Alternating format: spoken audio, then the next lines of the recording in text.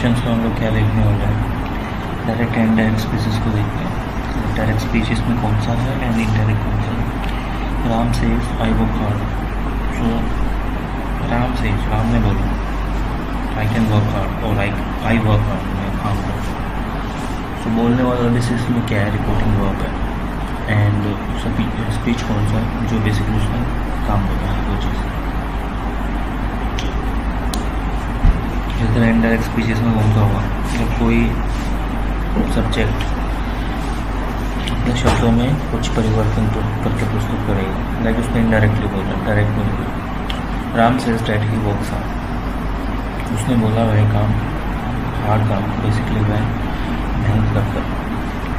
The thing is that, basically उसने पहले वाले में अपने आप को प्रेजेंट किया, यहाँ पे उसने बोला कि लाइक थर्ड पर्सन आ गया, तो वो इनडायरेक्ट होगा। एसर्टिव सेंटेंसेस में क्या होते हैं, ही says I work hard, direct. He says that he works hard. Assertive sentence को डायरेक्ट और इनडायरेक्ट स्पीच में यूज़ करना बेसिकली देखा जा सकता है। अगर कोमा एंड इन्वर्टेड कॉमास को हटाएं तो कनेक्शन डेट का प्रयोग होता है। अगर कोमा एंड कनेक्शन कॉमास को हटाएं तो बेसिकली आपका डेट का प्रयोग होता है।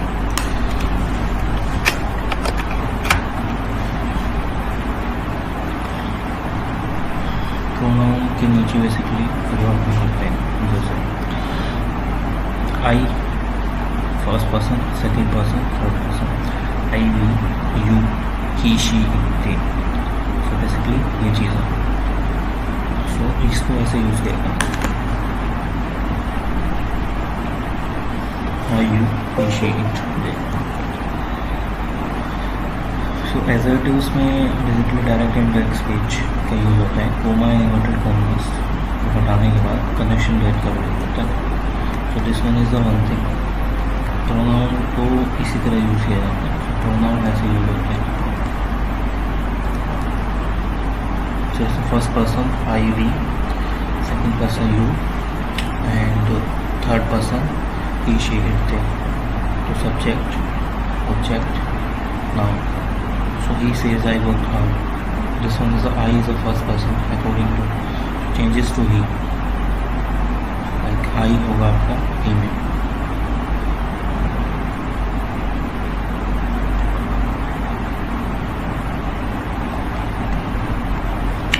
He says to me, you works hard. So second person है, you changes to him. He says to me, she works hard. Third person है, तो basically no change. She का she ही रहेगा। So अगर टेक्निकली देखें यहाँ पे,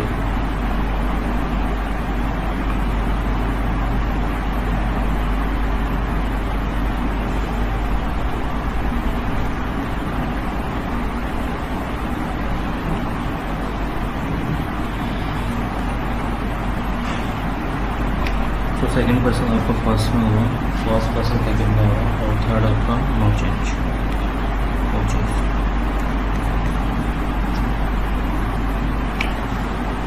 से एंड सेंड को इनडायरेक्ट स्पीच में डालते हैं, लाइक से टू होटल बनाते हैं and said to hotel. So इसमें क्या होता है, say to is equal to tell factory.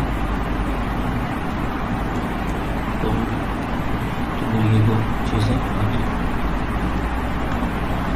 Tell और टोल्ड के बाद टू का प्रयोग नहीं होता। टेल एंड टोल्ड के बाद टू का प्रयोग नहीं किया जाता।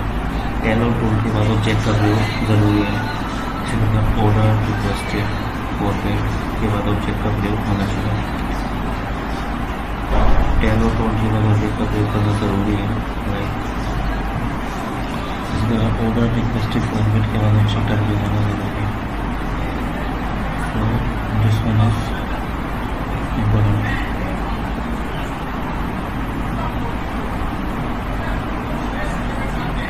He says I came here. He says that he comes here. अगर रिपोर्टिंग वर्ब पास्ट में हो लेकिन रिपोर्टिंग स्पीच यूनिवर्सल ट्रूथ है तो या हिस्टोरिकल फैक्ट्स हो तो रिपोर्टिंग स्पीच में टेंस में कोई परिवर्तन नहीं किया जाता।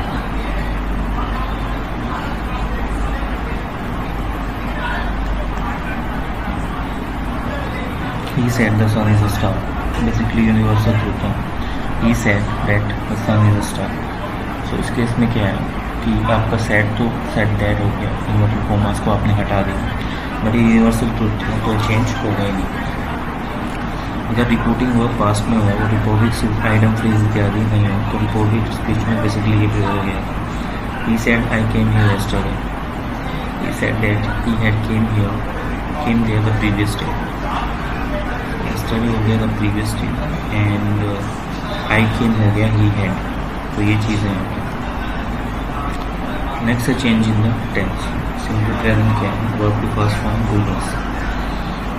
सिंपल प्रेजेंट होता है सिंपल पास्ट का एंड सिंपल पास्ट होता है पास्ट का. पास्ट का पहले में कोई चेंज नहीं होता.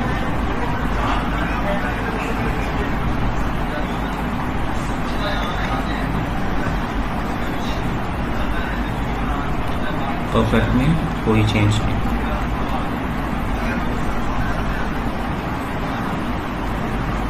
इसी तरह present continuous is a man होगा वाज वर में, वॉज वर होगा हेड में no change.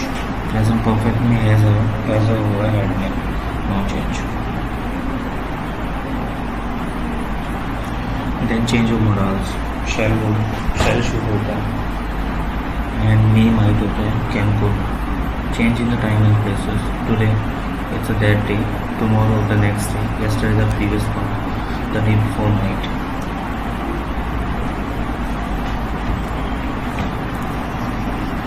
Tonight, that night, last, the previous, and here, there, this, that, these, those, ago, before, now, then. She said, I cannot help you at this time. She said she couldn't help me at that time. I'll try come to meet you tomorrow. He told me that he would come to meet me next day. Ram said, I have not taken any exam this year, but I intended to take two exams the next year. Ram said he will remove the inverted commas. Ram said that he had not taken any exams that year, but he intended to take the 2 exams in the next year. So this one is a one thing. Then there's the interrogative sentences. Like he said to me, are you coming? He asked me whether I was coming. He said to me, where are you coming? He asked me when I was coming. So interrogative sentence, direct indirect spaces. Like said to, asked, questions, inquired, interrogated. Like question mark, or full stop, and said to is converted to the ask. So said is converted to ask. And question mark, full stop. Formation interrogative नहीं होगा, यानी helping verb का प्रयोग होता है के बाद होगा. Tense pronoun basically as per rules. अगर सवाल का जवाब हाँ या ना में दिया जाता है, कंजक्शन इफ एंड वेदर का प्रयोग करें. WH फैमिली के कंजक्शन प्रयोग किया था. सो WH फैमिली कंजक्शन नहीं आता है. ठीक है. Examples. He said to me, do you know me? He asked me, I know him. He said to me, what are you doing now? He asked me what he was doing then. He said to me, did you intend to come with me? He asked me if he had intended to come with me. He said to her, haven't you seen the movie? He asked her if she had not seen the movie. Assumptions or sentence. अगर direct speech में sir ma'am you ना जैसे सम्मान सूचक शब्द हों तो indirect speech में इन्हें हटाने के रिस्पेक्टिवली का प्रयोग करें. So this one is also important. Like sir ma'am and you ना. सो इसकी जो है रिस्पेक्टफुली आएगा. डियर डार्लिंग माय बिलव्ड, इसके जगह लविंगली एंड अफेक्शनली आएगा. अगर यस और आंसर इन अफर्मेटिव, अगर यस हो तो answer in the affirmative and अगर नो हो तो answer in the negative. Imperative sentences. He said to me go away. He ordered me to go away. Comparative sentences basically direct indirect speeches को देखते हैं. Said to perform का order, requested, forbade, suggested. Connections to का प्रयोग, to के बाद verb का first form आता है एंड टेंस प्रोनाउन में परिवर्तन नहीं होता है. He said to me don't come there. He forbade me to come there. She ordered me not to come there. He said, hold the first witness now. He ordered them to hold the first witness then. So these are basically things we are using right now.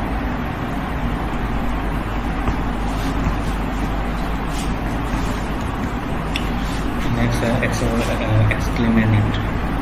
She said, alas, undone. She exclaimed with sorrow that she was undone. Explanatory sentences, direct indirect speech. Said was changes to explanatory. So, said for explain with joy.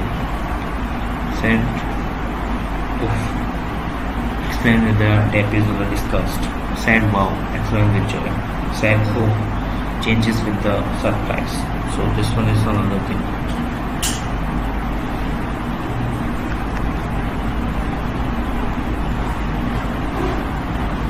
Optative sentences.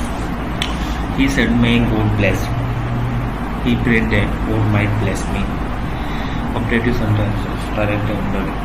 Said को wished या prayed में परिवर्तित करते हैं. Connection that का प्रयोग and tenses pronoun में निभाना चाहिए. So this one is another thing.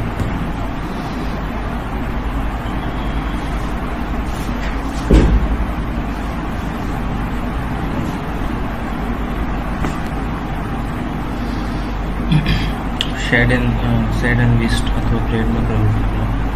Connection date का प्रयोग and tense pronoun. So next one is a need not, used to, would rather or would better, had rather, would had better.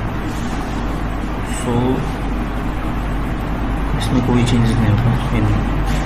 No change.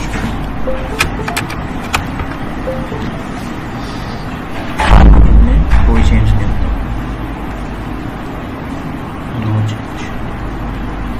अगर past continuous का time clause में हो तो टेंस में कोई परिवर्तन नहीं आता. No change. अगर पास्ट इंडेफिनिट टेंस का प्रयोग टाइम क्लोज में हो तो टेंस में कोई प्रयोग नहीं होगा. No change. पास्ट इंडेफिनिट का प्रयोग हिस्टोरिकल घटना के लिए तो कोई परिवर्तन नहीं होगा. No change. विल सेल का परिवर्तन वुड में होता है या विल सेल का शुड में होता है तो वाक्य में अलग चीज़ें आती हैं. वाक्य के अर्थ को देखते हुए कई बार मोराल्स में परिवर्तित किए जाते हैं. वो चीज़ सो ये बेसिकली प्रैक्टिस आ गई इसके. क्या करना है इसमें. तो ये हो गया चैप्टर पूरा. हमने इतना ही देखा था. नरेशंस हो गए हमारे. नेक्स्ट चैप्टर है क्वेश्चन टैग.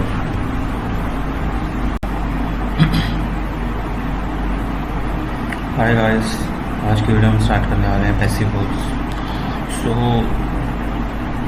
वर्ब का बेसिकली मैं रूप को इस कहलाता है जिससे पता चले कि करता कोई काम करता है या कोई काम होता है. बेसिकली अगर कोई काम हो रहा है वैसे वो वही से इस तरह से. एक्टिव वॉइस क्या चीज़ है. बेसिकली एक्टिव वॉइस जिसमें सब्जेक्ट किसी वर्ब को किसी ऑब्जेक्ट पर करता. लाइक मैं खाना खा रहा हूँ तो खाना मैं खा रहा हूँ. मैं आई और फूड तो आई सब्जेक्ट फूड ऑब्जेक्ट. उसी तरह से पैसिव का क्या है जिसमें बेसिकली ऑब्जेक्ट पर किसी कार्य का प्रभाव पड़ता है. एक ऑब्जेक्ट कोई काम किया जा रहा है उस पर हमारी वर्ब का प्रभाव पड़ता है. चलना फॉर्म में ऑब्जेक्ट पहले आता है. हेल्पिंग वर्ब की तरफ third form I and then subject.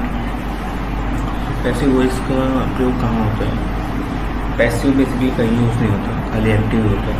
Passive हो गया पैसिव इनकम टाइप कि मतलब आप कुछ काम कर नहीं रहे हो, कुछ भी हो रहा है लेकिन वो कहीं यूज़ नहीं होता. जैसे T grows both in Assam and Ceylon. Tea is grown both in Assam and Ceylon. तो ये पैसिव है.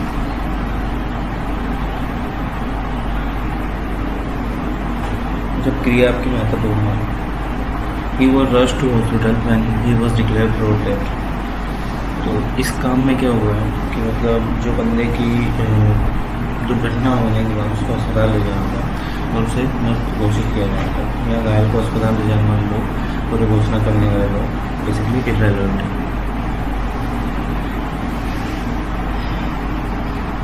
जब बेसिकली ये ना बताओ कि सब्जेक्ट महत्वपूर्ण है, peoples were relocated from the flood affected villages. So ये है। हम इसमें देखते हैं कैसे होता है। इंडेफिनिट टेंस में क्या होता है, सब्जेक्ट वर्ब के फर्स्ट फॉर्म। पास्ट में क्या होता है, आपकी जो फर्स्ट फॉर्म है वो सेकंड में कन्वर्ट कर दो, बाकी सब ठीक रहेगा। सिंपल फ्यूचर में क्या है, शैल विल आ जाएगा वर्ब के फर्स्ट फॉर्म में से। मोडाल में क्या है, मोडाल आ जाता है वर्ब के फर्स्ट फॉर्म में ऑब्जेक्ट। पैसिव में सब कुछ होता है। फर्स्ट सिंपल प्रेजेंट में क्या, ऑब्जेक्ट आ गया पहले, इज एम आर आ गया, वर्ब की third form subject by object. Object आ गया वॉज वर्ब की third form by subject. Object shall will be verb की third form by subject which is. तो अब इसको चेंज कैसे करेंगे,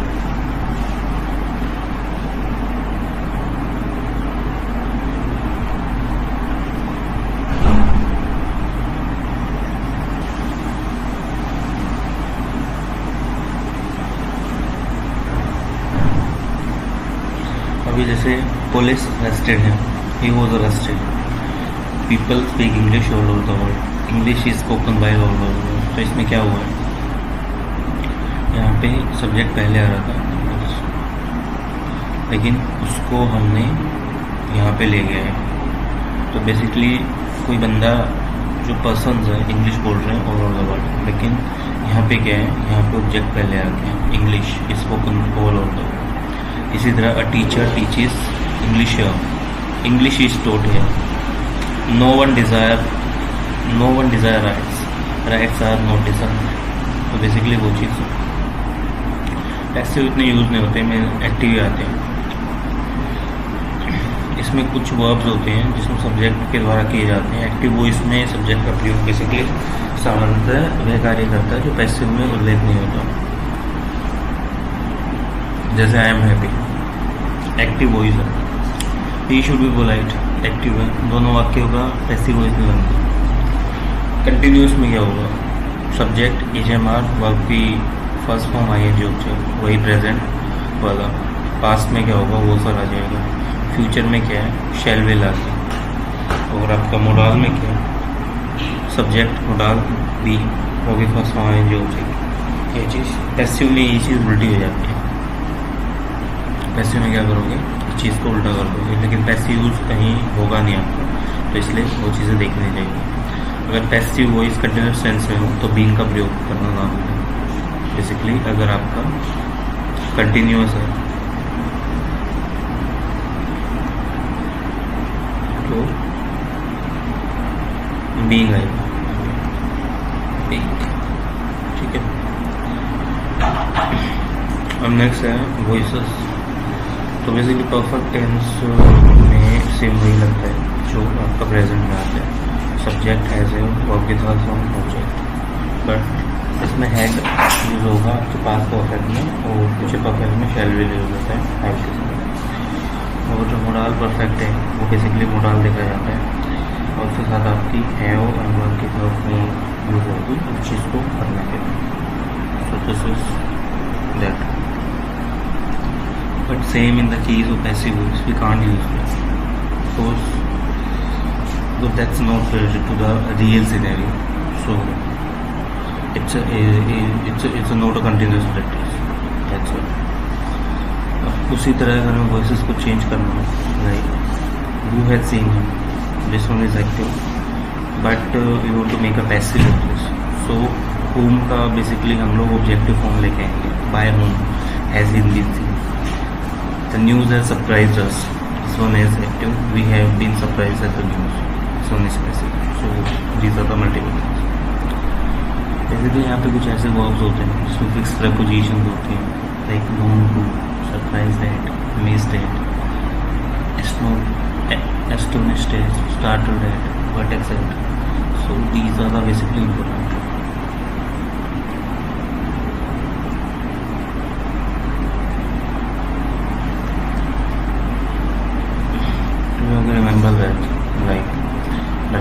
से क्वेश्चन आता है. Now it's important is WH questions. So it's basically related to WH family. So yes or no questions का पैसिव बनाकर इसे वेल इंटरोगेटिव वर्ड्स को जोड़ देने से WH क्वेश्चन हो जाते हैं. Like have you broken the glass? We have the question. Has the glass broken by you? So इसमें you पीछे चला गया. The thing is that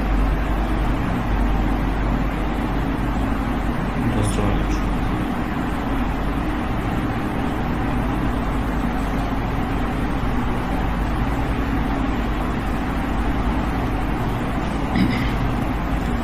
So इसमें क्या हुआ है? So जैसे नो क्वेश्चन आ गए.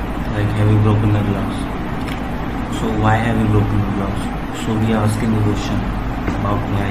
So it's basically part of the WH family. But we should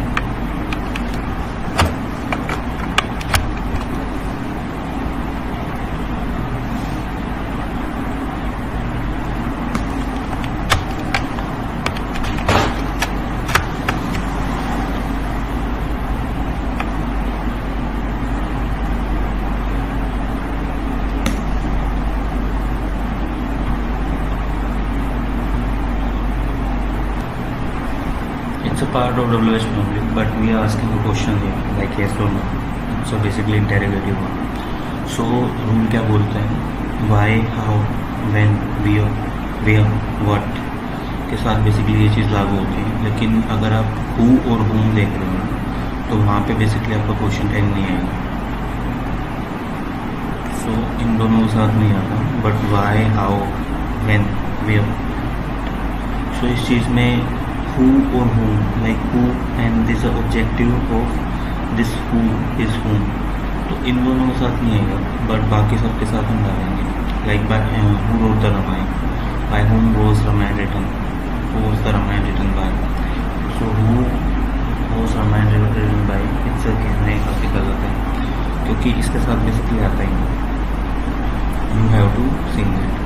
तो आपको बेसिकली यही याद रखने का है कि किसके साथ आएगा एंड किसके साथ नहीं.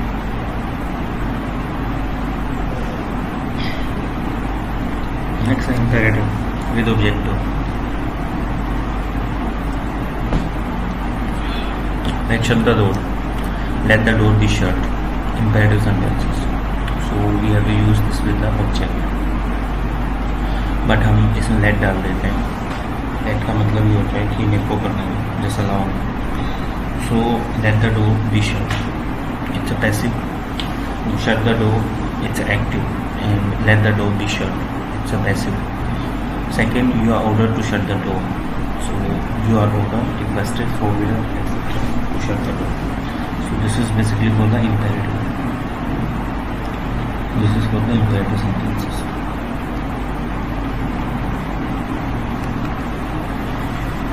Without object, go away. You are ordered to go away. You are ordered, requested, forbidden to go away.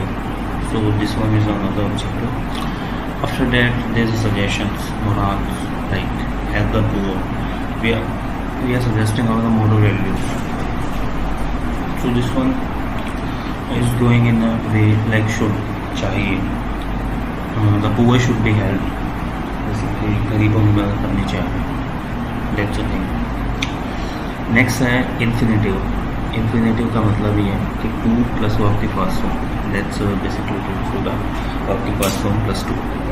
So it's a to plus verb की first form. Then passive verb is to be verb की third form. So इसको हमने to को same रखा. Be is am are and passive basically verb की हमने third form यहाँ पे कन्वर्ट कर दी क्योंकि we are going this for the perfect. So I am to do it, मैं कर रहा हूँ. It is to be done by me, ये मेरे द्वारा ही किया गया वो चीज़. You are write to you have to write it in ink. It is to be written in ink. So this one to be को बेसिकली पैसिव वॉइस में टू बी एंड वर्ब की थर्ड फॉर्म में परिवर्तित किया जाता है. तो हमेशा नहीं बोला जाता है. अगर टू बी को करने वाले सब्जेक्ट का हम लोग टू बी से पहले पूछते हैं तो टू बी को टू बी वी थ्री में परिवर्तित नहीं. So this one, so 2 plus V1 is equal to 2B V3. So this one is the one thing.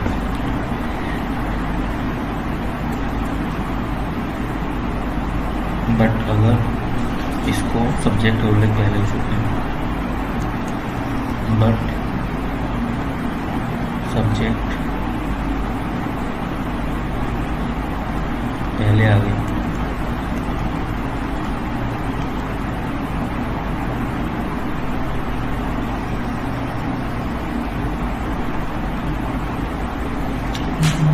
तो 2BV तो यूज नहीं होता, ठीक है. This one is not use in that case. Has have had, इस केस में 2V like has have and had plus verb of ask on object. So this one is also gone down. आपका जो object होगा वो आगे आएगा. Has have had 2B verb की first form plus by subject. I have to finish this work, like this work has to be finished by me. Object has to be work because by object. You have to choose the dress. Dress has been chosen by you. So this one is another thing. Next one is let, build, help, make का प्रयोग. Active voice में direct infinitive के साथ होता है. She let me go. और I bade him to leave the room. So this one is also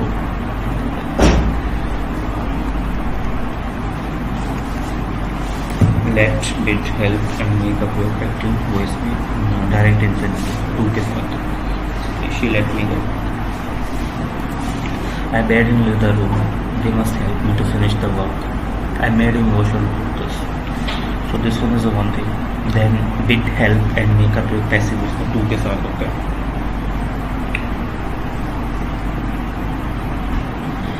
Was bade to leave the room by me. Like I forced him. I must pay help to finish the work.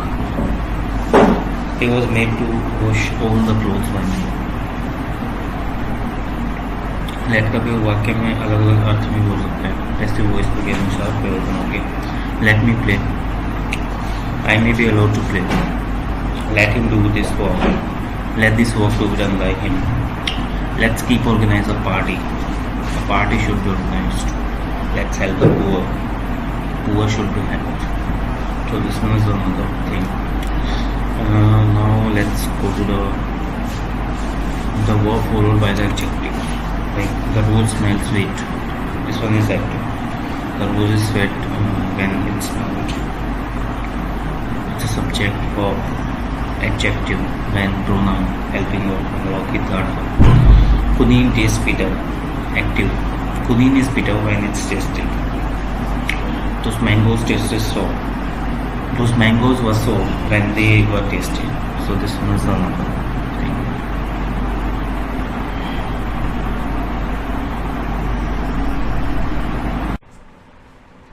Hi guys, welcome to another video. So इस video में हम discuss करने वाले हैं basically SCMP का chapter number 5 decision making. तो इसके basically हम क्वेश्चंस करेंगे सारे.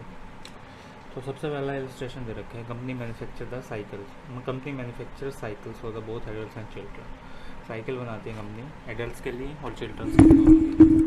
इन्फॉर्मेशन दे रखी है. ये मंथली डिमांड एंड प्रोडक्शन है 10,000 यूनिट्स का, 10,000 यूनिट्स का. सेलिंग प्राइस है 8,000 रुपये पर यूनिट, 8,000 रुपये पर यूनिट. वेरिएबल कॉस्ट है 7,500 रुपये और फिक्स कॉस्ट है आपकी 1 लाख रुपये, सॉरी 10 लाख रुपये और 8 लाख रुपये. ठीक है. ट्रेडिशनल मेथड फॉलो कर रही है, CVP एनालिसिस फॉलो कर रही है. फिक्स कॉस्ट आपकी 10 लाख रुपये per month under the traditional CVP analysis, जिसमें बेसिकली वॉल्यूम के हिसाब से वेरी नहीं करता. Activity based costing basically study करती है. जो फिक्स कॉस्ट है आपकी वो वेरी करती है इस पर द वॉल्यूम के हिसाब से. अगर कोई कॉस्ट ड्राइवर है वो आइडेंटिफाई किया गया है 8 लाख पर मंथ के हिसाब से, तो वो चीज़ वेरी की जाती है. स्टडी यहाँ पे रिवील की गई है. जो माइलिंग मशीन है वो यूज़ की जाती है मेटल्स को कट करने के लिए स्टेज स्पोर्ट में. और जो प्रोडक्शन है इस स्टेज स्पोर्ट्स का वो बैचेज में होता है 25-25 मिनट्स के. अगर एक बैच है चिल्ड्रन की साइकिल का फिनिश हो गया तो नेक्स्ट बैच बेसिकली आपका एडल्ट साइकिल्स का होगा. आपके हर बैच के बाद एक सेटअप चेंज किया जाएगा और जो 10,000 आपके चिल्ड्रन साइकिल हैं वो प्रोड्यूस की जाएंगे. Number of the setup required होंगे 10,000 स्टेज स्पोर्ट्स 25 पर बैच होंगे तो मतलब 400 सेटअप लगाएंगे। 10,000 साइकिल लगानी है, 25 एक बैच में बनती हैं तो 400 सेटअप लगाए जाएंगे उसके। हर सेटअप की कॉस्ट आती है 500 रुपये। और बेसिकली इसमें ऑयल जिग एक्सेट्रा ये सारी चीज़ें जो कॉस्ट है प्रीवियसली पुल की जाएगी फिक्स्ड कॉस्ट के अंदर और ट्रेडिशनल सीवीपी के अंदर। तो break even point per month बताओ और जो प्रॉफिट है पर मंथ बताओ ट्रेडिशनल सीवीपी मेथड के अकॉर्डिंग या एक्टिविटी बेस्ड सीवीपी मेथड के अकॉर्डिंग। तो ब्रेक इवन पॉइंट सबसे पहले इसमें क्या होगा, सेलिंग प्राइस आपका 800, वेरिएबल कॉस्ट आपकी 7500, कंट्रीब्यूशन पर यूनिट्स का 500 और फिक्स कॉस्ट है आपकी 10,000 मतलब 10 लाख।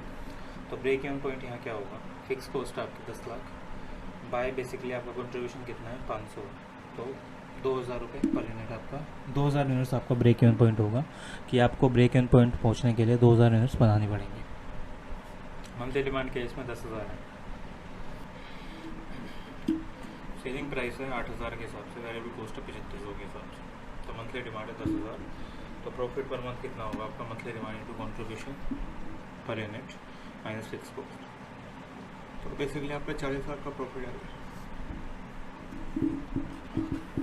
देन ये ब्रेक इवन पॉइंट क्या होगा आपका इस केस में, ब्रेक इवन पॉइंट या basically profit per month under the activity based CVP method, इसको क्या बोलते हैं।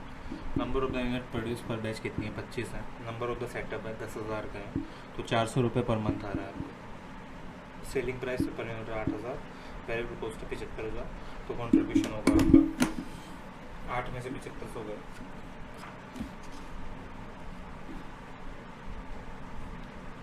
तो कंट्रीब्यूशन होगा बेसिकली आपका 8 में से 7500 गए 500, ठीक है 500 आपका यहाँ पे आएगा कंट्रीब्यूशन।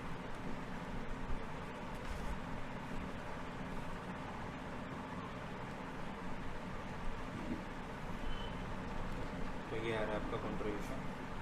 फिक्स कॉस्ट कितनी है एक्टिविटी बेस्ड मेथड में 8,000 दे रखे हैं, ब्रेक इवन पॉइंट कितना है 8,000, आप 400 यूनिट पे बना रहे हो, number of the setup into एक सेटअप की कितनी कॉस्ट है भाई 500 रुपये per unit, contribution per unit, तो आपका आ गया ब्रेक इवन पॉइंट, क्योंकि ब्रेक इवन का फॉर्मूला ये होता है फिक्स प्लस वेरिएबल जो बेसिकली उस चीज़ के लिए लग रही है बाय कंट्रीब्यूशन।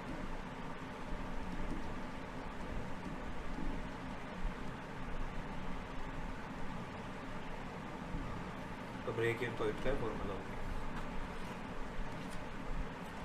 मंथली डिमांड आपकी 10,000, प्रॉफिट पर मंथ आ रहा है, मंथली डिमांड है into contribution per unit, fix cost plus setup per unit 10,000 into 500, 8,000 plus 2 lakh, 8 lakh plus 2 lakh 10 lakh, तो 50 में से 10 गए 40,000। तो BEP unit and the profit per month, जो बीईपी यूनिट्स हैं ये आपका जो प्रॉफिट पर मंथ है वो सेम है अंडर द बोथ मेथड, दोनों मेथड के अंदर वो बेसिकली सेम आ रहा है। और जो 400 सेटअप्स हैं वो परफॉर्म्ड है पर मंथ, बेसिकली 400 सेटअप्स को आपने पर मंथ यहाँ डाला है और मैनेजमेंट को ज़्यादा इन्फॉर्मेशन देते हैं इस चीज़ के रिगार्डिंग। जो ब्रेक इवन पॉइंट्स हैं एंड प्रॉफिट पर मंथ है under the activity based CVP analysis, वो बेसिकली एक चीज़ में देखी जाती है, जो बैच साइज़ होगा इंक्रीज़ होगा 25 से 50 मिनट्स का, बैच साइज़ आपका इंक्रीज़ होगा 25 से 50 मिनट्स का, और जो मंथली सेटअप होंगे वो रिड्यूस होंगे 400 से 200 यूनिट, जो मंथली सेटअप्स होंगे आपके रिड्यूस होंगे 400 से 200 यूनिट्स। तो जैसे सेलिंग प्राइस आपका 8,000 है, वेरिएबल कॉस्ट है 7500 रुपये, तो कंट्रीब्यूशन पर यूनिट आ गया आपका 500 रुपये, तो फिक्स कॉस्ट पर मंथ आ रही है आपकी 8.5 लाख। लाइक एडिशनल कॉस्ट है plant and machinery inventory storage के लिए 50,000 रुपये। वो चीज़ ब्रेक इवन पॉइंट क्या है आपका, इधर fix cost per month, number of the setup into cost of setup per month, तो फिक्स कॉस्ट 8,50,000 रुपये आ रही थी, 200 इंटू 500 का आप सेटअप कर रहे हो बाई 500, तो ये 1900 यूनिट्स आ गई आपकी यहाँ पे जो हो रही है ब्रेक इवन पॉइंट के हिसाब से। तो इसमें बेसिकली इसमें दोनों चीज़ें एनालाइज की, तो आपका एक्टिविटी बेस्ड कॉस्टिंग देखिए और एक बेसिकली आपका सिंपल ट्रेडिशनल कॉस्टिंग देखिए, तो उसके हिसाब से इसने काम करना शुरू किया। नेक्स्ट है कैटलिस्ट लिमिटेड है, एक सिंगल प्रोडक्ट बनाता है, उसके अलग अलग डिटेल्स है। लाइक सेलिंग प्राइस आपका 10 है, डायरेक्ट कॉस्ट आपकी 5 है, present number of the setup पर प्रोडक्शन पीरियड है 42, कॉस्ट पर सेटअप है 450, और जो प्रोडक्शन यूनिट पर रन है 960 है, और इंजीनियरिंग आवर्स है प्रोडक्शन पीरियड के लिए वो 500 है। जो कॉस्ट है पर सेटअप वो डिक्रीज़ कर रहे हो प्रपोज चेंजेस में, मतलब ये तो देखो आपकी करंट सिचुएशन है, आज का टाइम जो बोल रहा है टुडे, लेकिन ये प्रपोज पंच क्या है न्यू प्लान, ठीक है, ये टुडे है, ये न्यू प्लान है। तो डिक्रीज हो रहा है 90 से, प्रोडक्शन यूनिट्स है पर रन 1008 है, इंजीनियरिंग आवर्स है फॉर द प्रोडक्शन 422। कंपनी ने बेसिकली अपनी एक्टिविटी स्टार्ट की है, फिक्स कॉस्ट और प्रेजेंटली आइडेंटिफाई कर रही है 2 कॉस्ट ड्राइवर है, एक तो प्रोडक्शन रन और एक engineering hours. Total fix cost presently basically 96,000 है and after about 72,100 basically analyse किए गए हैं। चेंजेस यहाँ पे प्रपोज किए गए हैं नए प्रोडक्शन पीरियड के लिए सेम वॉल्यूम आउटपुट के। फिक्स कॉस्ट है बेसिकली 96,000 रुपये। यूनिट ऑफ प्रोडक्शंस बताओ जो चेंज सिनेरियो के हिसाब से होंगे। Current situation number of production run है 42 और प्रपोज में कितनी रहेंगी 960 रन है 42 सेटअप के 1008 यूनिट्स, तो 40 रन में रहेगी। कॉस्ट पर सेटअप है 450 रुपये 360 रुपये। प्रोडक्शन यूनिट पर रन है 960 1008। प्रोडक्शन यूनिट्स है 960 को 42 से किया तो 40,320, ये 40,320। इंजीनियरिंग 500 है 442, इंजीनियरिंग कॉस्ट है 1010।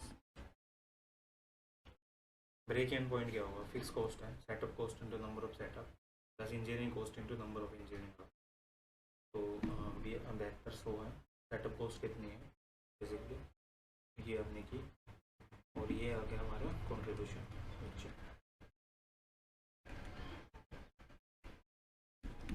तो ये हो गया कॉन्ट्रीब्यूशन।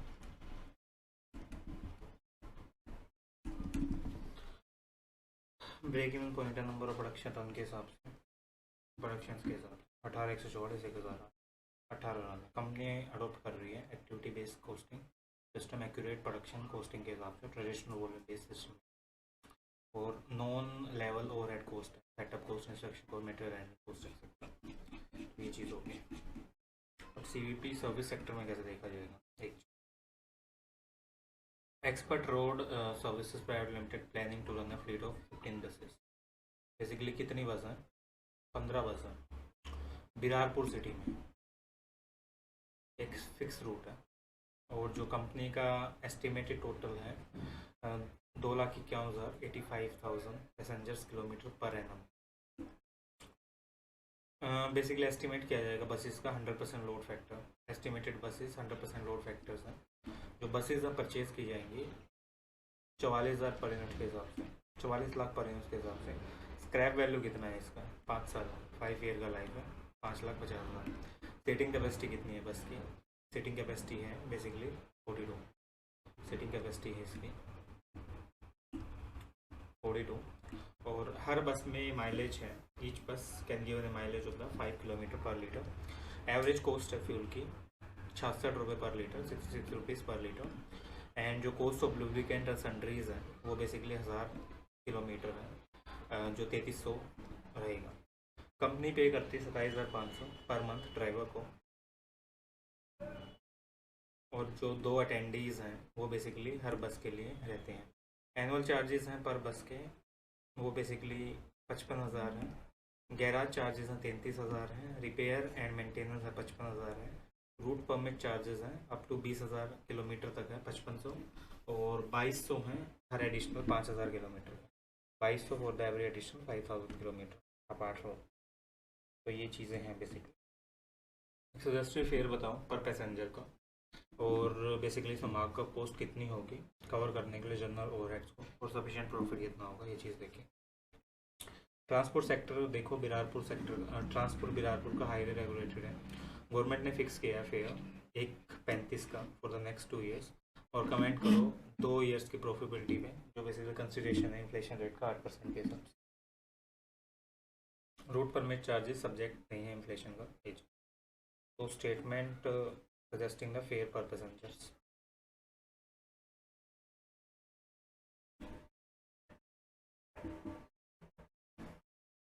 फिक्स एक्सपेंसेस कितने हैं बेसिकली इंश्योरेंस लग रहा है गैरेज लग रहा है डेप्रिसिएशन लग रहा है।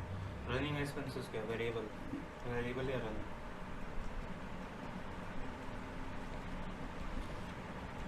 तो repair and maintenance cost of lubricant है फ्यूल कॉस्ट का जो ड्राइवर है और रूट परमिट चार्जेस है कॉस्ट पर एनम आड़ी मार्क का लगा दिया इसमें 20%। ये आगे total revenue rate per passenger kilometre equal to basically per passenger kilometre कितना आ गया, टोटल रेवेन्यू इतनी आ गई।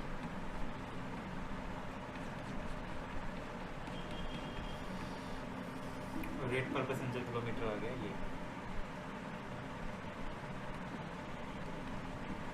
टोटल पैसेंजर किलोमीटर हैं 25185, टोटल बसेस हैं 15, पैसेंजर किलोमीटर पर बस है। बेसिकली आपने कितना किया, टोटल पैसेंजर किलोमीटर थे उनको 15 बसेस से कर दिया। ये क्या है यहाँ पे, टोटल किलोमीटर बाय टोटल बस, ऐसा ठीक है। टोटल पैसेंजर कैपेसिटी पर बस कितनी आ गई, 42.240। तो एनुअल डिस्टेंस कवर्ड बाय बस तो 41,975 ये है एनुअल डिस्काउंट जो बेसिकली एक बस ने कवर किया। Regulated fare per passenger kilometre है 1.35। प्रोफिटेबिलिटी स्टेटमेंट क्या है ईच बस की, फिक्स एक्सपेंसेस है। प्रोफिटेबिलिटी स्टेटमेंट क्या है हर बस की, बेसिकली इंश्योरेंस है, गैराज चार्जेस है, डेप्रिसिएशन, रनिंग एक्सपेंसेस, गैरी पेन, maintenance, cost of delivery, fuel cost and salary of driver. Total cost है, टोटल रेवेन्यू है, प्रॉफिट्स है एंड प्रॉफिट और टोटल रेवेन्यू ये आ गया। आपका ग्रोस मार्जिन कैसे शो कर रहे हैं, gross margin showing as a downward trend, basically gross margin downward आ रहा है। फिर जो कॉस्ट कंपोनेंट है वो इफेक्ट डाल रहा है इसमें इन्फ्लेशन पर। और जो कंपनी का ग्रोस मार्जिन है, जो company gross margin total revenue ratio वो 9.76 और 5.732 है सेकेंड और थर्ड ईयर में। और बेसिकली जो इनिशियली कंपनी का डिज़ायर ग्रोस मार्जिन है वो टोटल रेवेन्यू रेशियोज़ के हिसाब से आपका 16.6 है। जो अमाउंट है जनरल ओवरहेड का वो गिवन नहीं है, वो सब प्लेयर जूम करते हैं कि वो बेसिकली इन्फ्लेशन से रिलेटेड है। जो अमाउंट है जनरल ओवरहेड का वो नॉट गिवन है, वो बेसिकली सेफली जूम करते हैं कि वो इन्फ्लेशन से रिलेटेड है ये चीज़।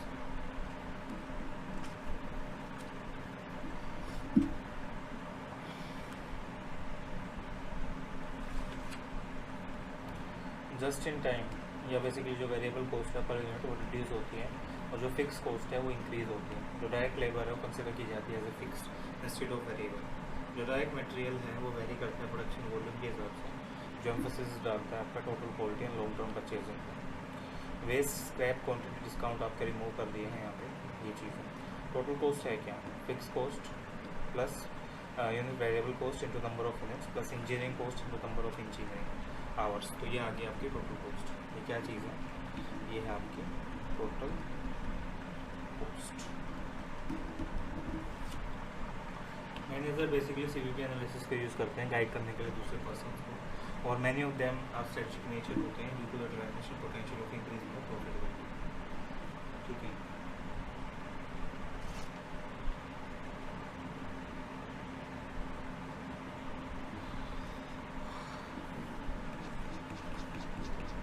नेक्स्ट है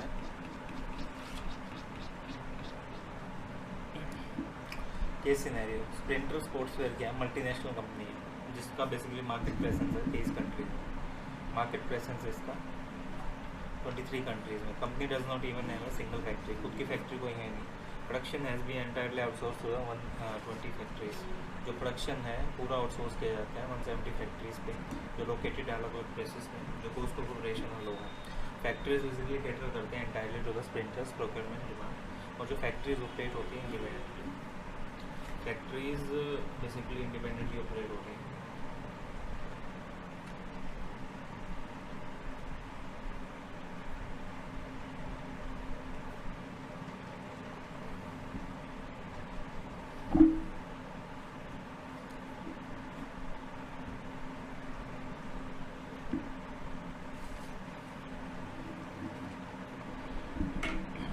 फैक्ट्रीज बेसिकली पूरा स्प्रिंटर्स की प्रोक्योरमेंट डिमांड में डालती हैं। ये फैक्ट्री ऑपरेट होती है इंडिपेंडेंटली और स्प्रिंटर प्ले करता है no role in their operation. Procurement है सप्लायर्स नेटवर्क के थ्रू वो स्टोर होता है डिस्ट्रीब्यूशन सेंटर्स में, जहाँ पे डिस्पैच बेसिकली होलसेलर्स को किया जा रहा है स्पोर्ट्सवेयर और अपैरल्स का। जो रिसेंट न्यूज़ रिपोर्ट की गई है some of the wild world foreign countries, वो इंडिकेट करते हैं कि हाई चाइल्ड लेबर एम्प्लॉयमेंट है। कहाँ पे child labour basically against the law in countries में, और जो रिजॉर्टेड होती है ऑर्डर्स को कीप करने के लिए पोस्ट ऑपरेशन में। फैक्ट्रीज हैं इन दीज कंट्रीज़ में, वो डायरेक्टली एम्प्लॉय नहीं करती चिल्ड्रंस के साथ, वो बेसिकली सब कॉन्ट्रैक्ट भी नहीं करती वर्क को कॉन्ट्रैक्टर्स को, और जो कॉन्ट्रैक्टर हैं वो हायर करते हैं चिल्ड्रंस को illegally without the local knowledge of the local law enforcement authorities. Sprinters initially run करती है ब्लेंड आई दिस प्रॉब्लम और बेसिकली वो इस प्रॉब्लम पे ध्यान नहीं देते। तो कैसे इसको इशू करो? जो वर्क है आउटसोर्स कर रखा है लोकेशंस पे टू द कंट्रीज और other sides of the globe, वो बेसिकली लो कॉस्ट एडवांटेज है। जो आपका वर्क है वो आउटसोर्स किया जा सकता है और वो बेसिकली लो कॉस्ट एडवांटेज लेने के लिए काफ़ी काम आएगा। कंपनी बेसिकली डायरेक्टली रिस्पॉन्सिबल नहीं है फॉल्टी प्रैक्टिस के लिए, वो कोई डायरेक्टली रिस्पॉन्सिबल नहीं है फॉल्टी प्रैक्टिस के लिए सप्लायर्स की। लाइक मैंने तो आउटसोर्स करा रखा है, मेरे को क्या पता। जो मॉडर्न ऑर्गेनाइजेशंस हैं उनकी मॉरल ड्यूटी ऑफ केयर होती है wide range of the stakeholders करना, लाइक जो डायरेक्टली इनडायरेक्टली कंपनी से रिलेटेड है। लेकिन इस केस में जो वो बेसिकली उसकी ड्यूटी है वो केयर करने की है एम्प्लॉयज़ की जो हायर किए गए फैक्ट्री के द्वारा with in the supply chain, जो फैक्ट्री की सप्लाई चेन में काम कर रहे हैं। जो इशू है वो डील कर रहे हैं वो basically exploitation of the children worker है बाय फैक्ट्रीज़ है। और बेसिकली जो स्प्रिंटर स्पोर्ट्सवेयर है वो उसने कोई इलीगल काम नहीं किया है। Like it owes to the moral responsibility toward this children. Basically ये चिल्ड्रंस की मॉरल रिस्पॉन्सिबिलिटीज़ हैं और उस चिल्ड्रंस के लिए मॉरल रिस्पॉन्सिबिलिटीज़ हैं कि उनको प्रोटेक्ट किया जाए। चिल्ड्रंस को बेसिकली राइट टू एजुकेशन का अधिकार है और उसी के लिए बेसिकली चाइल्ड लेबर क्या है इलीगल है। तो चिल्ड्रंस को हाँ अपॉइंट नहीं किया जाता डायरेक्टली, ये क्या है बेसिकली एक इलीगल है। कुछ एक्शंस क्या लिए जाएंगे? कोड ऑफ कंडक्ट डेवलप करेगा जो एक्सेप्टेबल स्टैंडर्ड्स है कंडक्ट करने के लिए बिजनेस को। ये स्टैंडर्ड्स बेसिकली रिलेट करेंगे हायरिंग प्रैक्टिसेस को, जो स्पेसिफाई करेंगे वर्कर्स को। लाइक आप एक पर्टिकुलर एज के बाद मैन्युफैक्चरिंग करो या वो चीज़। प्रिंटर्स बेसिकली सेट कर देगा ऑडिट टीम जो इस चीज़ पर ध्यान रखेगी और बेसिकली वो लिस्ट करेगा अपनी वेबसाइट लोकेशन। बेसिकली अपनी वेबसाइट पे वो लिस्ट करेगा location wise supplier from who meet like Reliance जैसे प्रक्योर कर रहा है तो अपने सप्लायर्स को भी लिस्ट करेगा जहाँ से वो ले रहा है, वहाँ चाइल्ड लेबर नहीं होनी चाहिए ये चीज़। सो यहाँ के लिए इतना ही देखते हैं और नेक्स्ट वीडियो कवर करेंगे।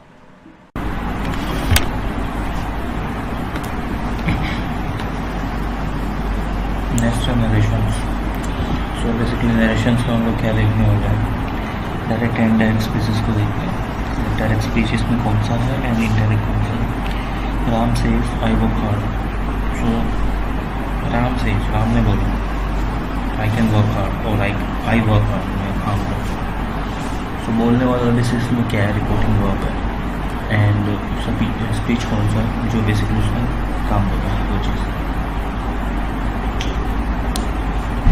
इस तरह इनडायरेक्ट स्पीचेस में कौन सा होगा, जब कोई सब्जेक्ट अपने शब्दों में कुछ परिवर्तन करके प्रस्तुत करेगा। लाइक उसने इनडायरेक्टली बोला, डायरेक्ट नहीं बोला। Ram says that he works hard. उसने बोला वह काम हार्ड काम बेसिकली वह मेहनत करता है। The thing is that basically उसने पहले वाले में अपने आप को प्रेजेंट किया, यहाँ पे उसने बोला कि लाइक थर्ड पर्सन आ गया तो वो इनडायरेक्ट होगा। एसर्टिव सेंटेंसेस में क्या होते हैं, ही says I work hard direct, he says that he works hard. Assertive sentence को डायरेक्ट और इनडायरेक्ट स्पीच में यूज़ करना बेसिकली देखा जा सकता है। अगर कोमा एंड इन्वर्टेड कॉमास को हटाएं तो कनेक्शन गेट का प्रयोग होता है। अगर कोमा एंड कनेक्शन कॉमास को हटाएं तो बेसिकली आपका गेट का प्रयोग होता है।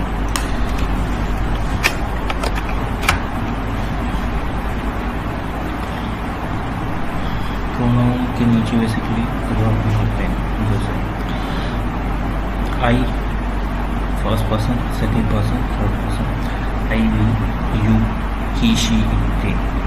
सो बेसिकली ये चीज़ है। सो इसको ऐसे यूज़ किया आई you he she they.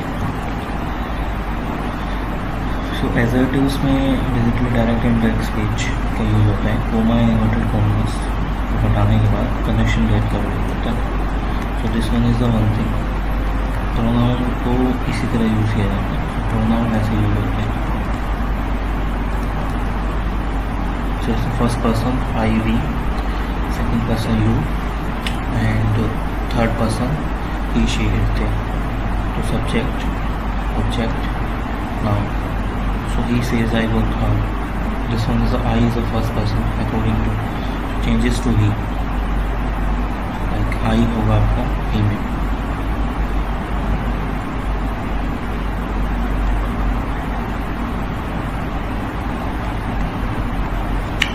He says to me, you works out. So second person है, you changes word. He says to me, she works hard. Third person है, तो basically no change. she का she ही रहेगा. So अगर technically देखें यहाँ पे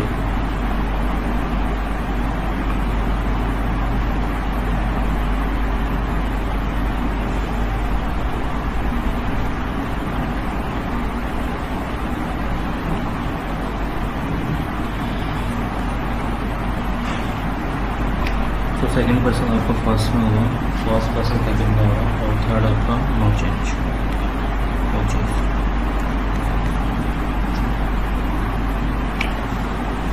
से एंड सेट को डायरेक्ट स्पीच में डालते हैं. लाइक से टू होटल बनाते हैं and said to hotel. So इसमें क्या होता है, say to is equal to tell said to. तो ये दो चीज़ें आती हैं. टेल और टोल्ड के बाद टू का प्रयोग नहीं होता. टेल एंड टोल्ड के बाद टू का प्रयोग नहीं किया जाता. टेल और टोल्ड के बाद ऑब्जेक्ट का प्रयोग ज़रूरी है. इसी प्रकार ऑर्डर रिक्वेस्टेड फॉरवर्ड के बाद ऑब्जेक्ट का प्रयोग होना चाहिए.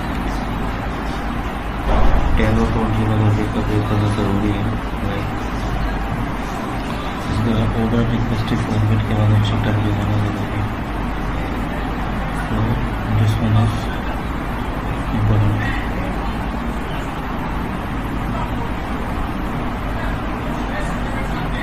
He says I came here. He says that he comes here. अगर रिपोर्टिंग वर्ब पास्ट में हो लेकिन रिपोर्टिंग स्पीच यूनिवर्सल ट्रूथ है तो या हिस्टोरिकल फैक्ट्स हो तो रिपोर्टिंग स्पीच में टेंस में कोई परिवर्तन नहीं किया जाता.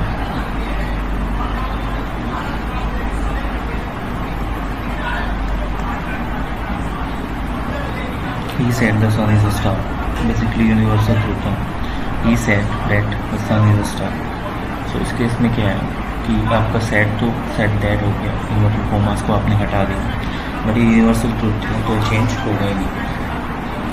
अगर रिपोर्टिंग वर्ब पास्ट में हुआ वो रिपोर्टेड आइटम फ्रेज इत्यादि नहीं है तो रिपोर्टेड स्पीच में बेसिकली ये प्रयोग हो गया. He said I came here yesterday. He said that he had came there the previous day. Yesterday हो गया the previous day and I came हो गया he had. तो ये चीज़ें हैं. नेक्स्ट है change in the tense. Simple present क्या है, वर्ब की फर्स्ट फॉर्म डूडस.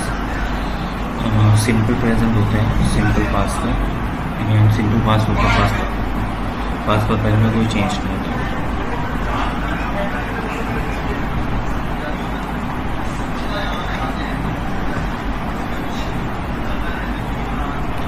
परफेक्ट में कोई चेंज नहीं.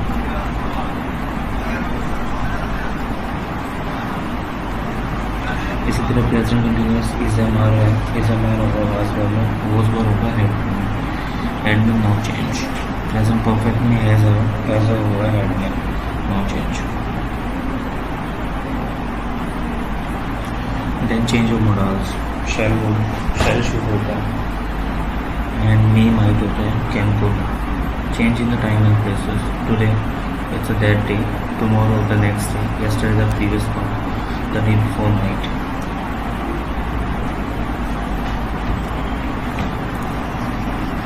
Tonight, that night, last, the previous, and here, there, this, that, these, those, ago, before, now, then. She said, I cannot help you at this time. She said she couldn't help me at that time. I'll try come to meet you tomorrow. He told me that he would come to meet me next day. Ram said, I have not taken any exam this year, but I intended to take two exams the next year. Ram said, we will remove the inverted commas. Ram said that he had not taken any exams that year, but he intended to take the 2 exams in the next year. So this one is the one thing. Then there's the interrogative sentences. Like he said to me, are you coming? He asked me whether I was coming. He said to me, where are you coming? He asked me when I was coming. So So interrogative sentence, direct indirect species, like said to, asked, questions, inquired, interrogated. Like question mark or full stop, and said to is converted to the ask. So said is converted to ask, and question mark full stop. Formation interrogative नहीं होगा, यानी helping verb का प्रयोग type के बाद होगा. Tense pronoun basically as per rules. अगर सवाल का जवाब हाँ या नाम में दिया जाता है, कंजक्शन इफ एंड वेदर का प्रयोग करें. WH फैमिली के कंजक्शन प्रयोग होगा. सो WH फैमिली कंजक्शन नहीं आता है. ठीक है. Example. He said to me, "Do you know him?" He asked me, "I know him." He said to me, "What are you doing now?" He asked me what he was doing then. He said to me, "Did you intend to come with me?" He asked me if he had intended to come with me. He said to her, "Haven't you seen the movie?" He asked her if she had not seen the movie. Exemption for sentence. अगर direct speech में sir, ma'am, यूनर जैसे सम्मान सूचक शब्द हों, तो indirect speech में इन्हें हटाने के रिस्पेक्टिवली का प्रयोग करें. So this one is also important. Like sir, ma'am and your honour. So इसकी जो है रिस्पेक्टफुली आएगा. Dear, darling, my beloved. इसके जगह लविंगली एंड अफेक्शनली आएगा. अगर यस और आंसर इन एफर्मेटिव, अगर यस हो तो answer in the affirmative, and अगर नो हो तो answer in the negative. Imperative sentences. He said to me, go away. He ordered me to go away. So imperative sentences basically direct indirect speeches को देखते हैं. Said to ordered, requested, forbade, suggested. Connections. To का प्रयोग, to के बाद verb का first form आता है, एंड टेंस प्रोनाउन में परिवर्तन नियम चालू होता है. He said to me, don't come there. He forbade me to come there. She ordered me not to come there. He said hold the first witness now. He ordered them to hold the first witness then. So these are basically things we are using right.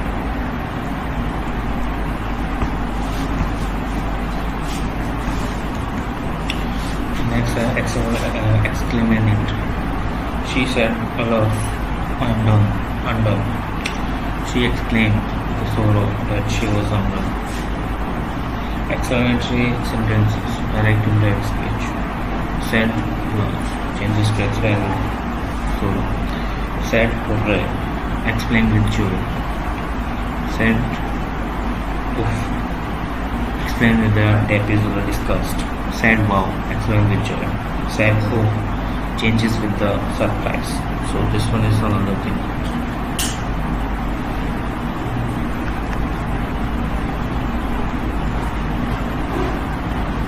Operative sentences.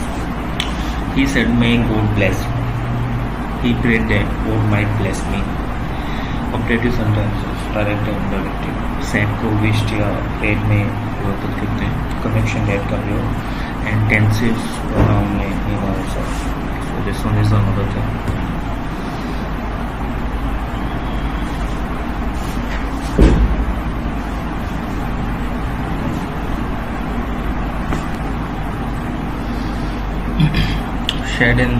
said and wished अथवा prayed में प्रयोग करते हैं. Connection that का प्रयोग, and tense pronoun. So next one is a need not, used to, would rather, or would better, had rather, would had better. So इसमें कोई changes नहीं होगा.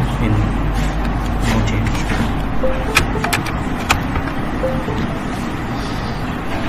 इनमें कोई चेंज नहीं होता. No change. अगर पास्ट कंटिन्यूस का प्रयोग टाइम क्लोज में हो तो टेंस में कोई परिवर्तन नहीं होता. No change.